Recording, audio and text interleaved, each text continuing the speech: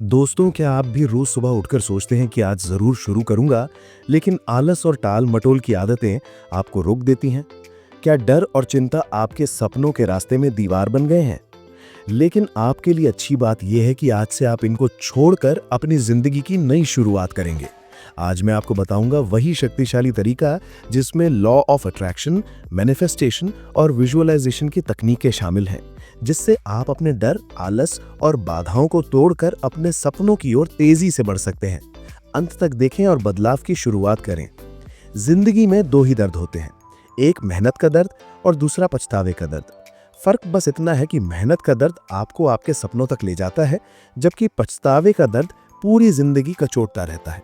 महान philosopher Napoleon Hill कहते थे, जो इंसान अपने दिमाग को काबू में कर लेता है वो अपनी किस्मत को भी काबू में कर लेता है। सपना देखना आसान है, लेकिन उसे पूरा करना केवल वही लोग जानते हैं जो उसे एक तारीख के साथ जोड़ देते हैं।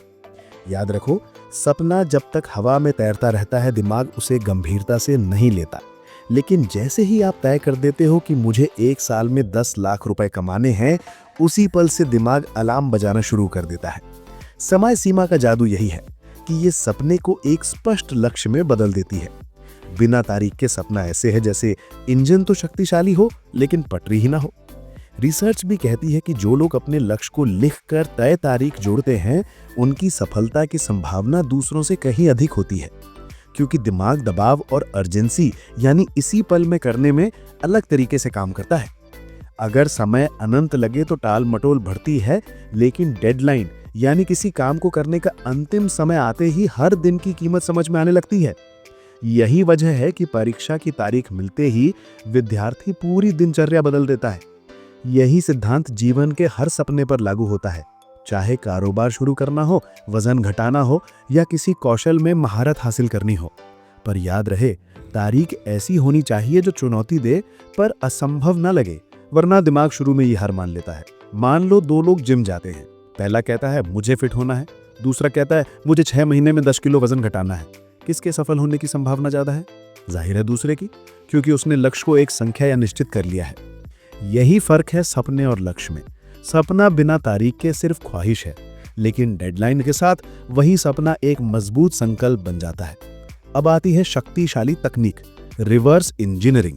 जब आप एक डेडलाइन तय कर लो तो पीछे से हिसाब लगाओ कि हर महीने, हर हफ्ते और हर दिन क्या करना होगा। बड़ा सपना छोटे छोटे कदमों में बढ़ जाएगा और आपको कभी भारी नहीं लगेगा। नेपोलियन हिल ने यह सिद्धांत एंड्रयू कार्नेगी से सीखा था। बड़े उद्योगपति अपने सपनों को कभी हवा में नहीं छोड़ते थे। वे सटीक तारीख लिखते थे और अपना अवचेतन मन उसी दिशा में प्रोग्राम कर लेते थे। इस तरह उनके रोजाना के कार्य अपने लक्ष्य से जुड़ जाते थे।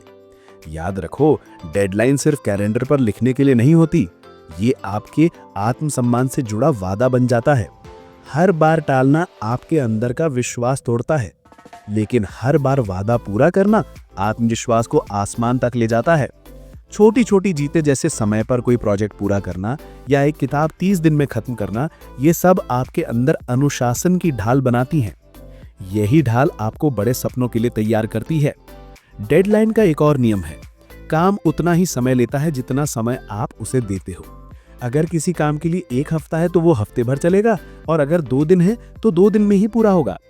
यही दबाव दिमाग को मजबूर करता है कि वो कम समय में अधिकतम ऊर्जा लगाए। तो शुरुआत कैसे करें? अपना सबसे बड़ा सपना लिखो। उसके लिए एक वास्तविक लेकिन चुनौतीपूर्ण समय सीमा तय करो। उसे छोटे छोटे लक्ष्यों में बांटो। प्रगति ट्रैक करने के लिए कैलेंडर या याद दिलाने वाले साधन इस्तेमाल करो। और सबसे महत्वपूर्ण, सार्वजनिक संकल्प करो। दोस्तों, परिवार या सोशल मीडिया पर घोषणा कर दो। ये आपको जवाबदेह बनाएगा और तुम्हारा दिमाग कल करूंगा से निकलकर अभी करूंगा वाले मोड में आ जाएगा। याद रखो, बिना तारीख के सपना एक बादल है, सुंदर पर हवा में उड़ जाने वाला। लेकिन तारीख के साथ वही सपना पत्थर बन जाता है, ठोस, स्थिर और आकार लेने के लिए तैयार। फर्क बस इतना है कि कुछ लोग कैलेंडर के पन्ने पलटते रहते हैं और कुछ लोग उसी कैलेंडर पर अपना नाम इतिहास में दर्ज कर देते हैं। अब आता है अगला नियम, ज्वलंत इच्छा का सिद्धांत। सिर्फ इच्छा से काम नहीं चलता। चाहत तो हर किसी के पास होती है। फर्क तब पड़ता है जब वो चाहत इतनी प्रबल हो जाए कि वो आपको चैन से सोने ना दे। यही जलती हुई चाहत है, और नेपोलियन हिल के अनुसार यही सफलता का पहला और सबसे अहम कदम है। सोचो, थॉमस एडिसन ने बल्ब का आविष्कार करने के लिए 10,000 बार प्रयोग किए। अगर उनकी चाहत हल्की सी होती तो वे 100 प्रयासों के बाद ही हार मान लेते, लेकिन उनकी तीव्र चाहत ने हर असफलता को डेटा पॉइंट बना दिया। उन्होंने खुद कहा था, मैं असफल नहीं हुआ, मैंने बस 10,000 तरीके खोजे जो काम नहीं करते। यही मानसिकता ज्वलंत इच्छा से आती है। यही चाहत आपके अवचेतन मन को पकड़ लेती है और आपके विचार, आदतें और फैसले उसी दिशा में मोड़ देती है। अगर आपकी चाहत सच में प्रबल है तो कोई आलस, कोई बहाना आपको रोक नहीं सकता। तो सवाल है, इतनी प्रबल चाहत कैसे बने? उत्तर सरल है। अपने सपने को इतना बड़ा और इतना आवश्यक बना दो कि उसके बिना तुम्हारी जिंदगी अधूरी लगे। तभी तुम्हारा सपना तुम्हारी पहचान बन जाएगा और फिर कोई ताकत आपको रोक नहीं पाएगी। अगर कोई इंसान पानी में डूब रहा हो तो उसके लिए सांस लेना सबसे जरूरी होता है। वो किसी भी हालत में सतह तक पहुंचने की कोशिश करता है। जलती हुई चाहत भी वैसी ही होती है। ये सर्वाइवल जैसी अर्जेंसी पैदा करती है और ये तभी आती है जब आप अपने लक्ष्य को अपने गहरे कारण से जोड़ते हो। अगर आप सिर्फ पैसे के लिए व्यवसाय शुरू करना चाहते हो तो पहली रुकावट पर हार मान सकते हो, लेकिन वही व्यवसाय अगर आप अपने परिवार को गरीबी से निकालने, बच्चों को बेहतर शिक्षा दिलाने या माता पिता के सपने पूरे करने के लिए शुरू करते हो तो ये चाहत आपको रात के 3 बजे भी काम पर लगा देगी। हर महान सफलता की कहानी के पीछे यही जलती हुई चाहत है। एंड्रयू कार्नेगी के पास स्टील उद्योग का कोई अनुभव नहीं था, लेकिन उनकी प्रबल चाहत ने पूरी इंडस्ट्री बदल दी। यही चाहत डर को भी अप्रासंगिक बना देती है। डर सबको लगता है। एडिसन को असफलता का डर था, एलॉन मस्क को रॉकेट्स फेल होने का डर था, लेकिन उनकी चाहत डर से बड़ी थी। तो अगर आप चाहते हो कि तुम्हारी यात्रा बीच में टूटे नहीं, तो अपनी चाहत को आग की तरह जलाओ। कैसे? अपने लक्ष्य को गहराई से महसूस करो, उसकी आवाज, उसकी खुशबू, यहां तक कि उसका स्वाद तक सोचो। उसे अपने व्यक्तिगत कारणों से जोड़ो। हर दिन जोर से दोहराओ कि आपको ये क्यों चाहिए। अपने कमरे और मोबाइल पर रिमाइंडर लगाओ। ये चाहत कोई विलासिता नहीं है, बल्कि सफलता का ईंधन है। याद रखो, दुनिया में कोई बड़ा बदलाव आधे अधूरे इरादों से नहीं हुआ। हर क्रांति, हर आविष्कार और हर सफलता के पीछे एक इंसान था जो अपने सपने के लिए जल रहा था और बुझने से इनकार कर रहा था। अब आता है अगला सिद्धांत, आत्म सुझाव की शक्ति, यानी ऑटो सजेशन। आप वही बनते हो जो आप अपने आप से बार बार कहते हो। दिन भर हमारे दिमाग में हजारों विचार आते हैं। सवाल यह है, क्या वे विचार आपके सपनों का साथ दे रहे हैं या उन्हें खत्म कर रहे हैं? अगर दिमाग बार बार सोचता है, मैं नहीं कर सकता, मेरे पास साधन नहीं है, तो ये विचार आपके अवचेतन मन में नक्शा बनाकर आपको पीछे खींच लेंगे। लेकिन अच्छी बात यह है कि इस नक्शे को बदला जा सकता है। नेपोलियन हिल कहते थे, आप वही बनोगे जिसके बारे में अधिकतर समय सोचोगे। यह सिर्फ प्रेरणादायक वाक्य नहीं, बल्कि विज्ञान है। बार बार दोहराया गया विचार दिमाग के तंत्रिका जाल को मजबूत कर देता है और धीरे धीरे आपके निर्णय और आदतें उसी के अनुसार बदलने लगती हैं। सोचो, मोहम्मद अली जब विश्व चैंपियन भी नहीं थे, तब भी वे बार बार कहते थे कि मैं सबसे महान हूं। यह घमंड नहीं था, बल्कि अपने अवचेतन को प्रोग्राम करने की प्रक्रिया थी। धीरे धीरे उनका शरीर, उनकी ट्रेनिंग, उनकी रणनीति उसी विश्वास के अनुसार ढल गई और नतीजा, वे सचमुच सबसे महान बन गए। आत्म सुझाव का नियम हर क्षेत्र में काम करता है। मान लो तुम्हारा लक्ष्य है 1 साल में व्यवसाय शुरू करना। अगर आप रोज खुद से कहो, मैं एक सफल उद्यमी हूं, मेरी कंपनी लोगों को मूल्य दे रही है, मैं स्वतंत्र हूं, और इसे वर्तमान काल में दोहराओ, तो तुम्हारा अवचेतन मन उसी दिशा में अवसरों को पहचानना और आपको खींचना शुरू कर देगा। शुरुआत में ये अजीब लगेगा, लेकिन यही बार बार का अभ्यास आपके दिमाग की तारें बदल देगा। सोचो, जब कोई इंसान पानी में डूब रहा होता है तो उसे सिर्फ ऑक्सीजन चाहिए। उसी तरह सफलता के लिए आपके भीतर एक जलती हुई इच्छा, यानी बर्निंग डिजायर होनी चाहिए। ये इच्छा आपको डर और मुश्किलों के पार ढकेलती है। नेपोलियन हिल कहते थे, हर सफलता के पीछे यही ताकत होती है।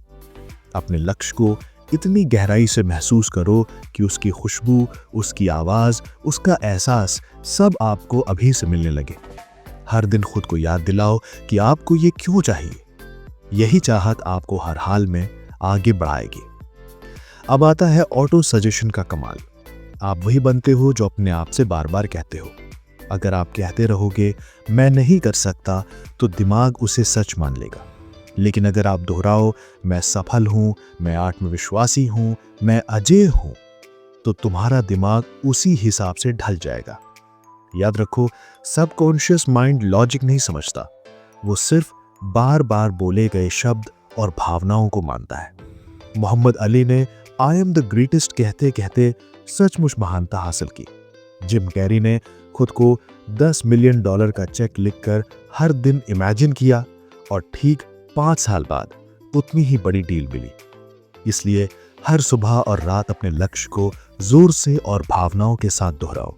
धीरे धीरे तुम्हारा दिमाग उसी के अनुसार काम करने लगेगा। और याद रखो, अकेले तेज दौड़ सकते हो, लेकिन दूर तक जाना है तो मास्टरमाइंड ग्रुप चाहिए। ऐसे लोगों के बीच रहो जो आपको इंस्पायर करें, आपकी सोच को बड़ा करें और मुश्किल वक्त में तुम्हारा सहारा बने। राइट ब्रदर्स ने साथ मिलकर असंभव को संभव बनाया।